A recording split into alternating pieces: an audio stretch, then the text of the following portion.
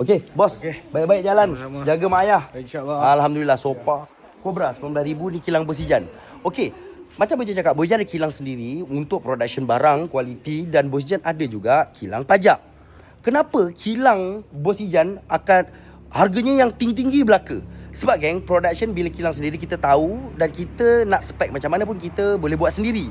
Sebab tu Bos Ijan perlu ada kilang sendiri. Ikutkan lebih baik pajak dan lebih murah kos dan lebih bagus lah.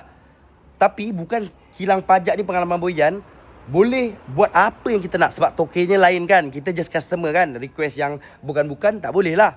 Sebab tu majoriti acik-acik cari kilang Bos Ijan punya barang. Macam ni RM19,000. Sold lagi. Bukan sikit-sikit sold. Bukan ni stok yang lagi ni. Tuan ni ada stok dekat kantin ni. Semua yang belasan ribu punya dekat 20 lebih ribu. Dan juga ada abang brother dekat dalam tu. Semua ramai kan.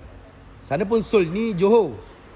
Sold debit 4,000. Sold debit 4,000. Debit 4,000 mai. Yang dalam sold sopak 40,000. Ini adalah gudang Bos Ijan. Datang gudang Bos Ijan, tengok sendiri, bezakan kualiti. Yang harga rendah ada, yang harga tinggi pun ada.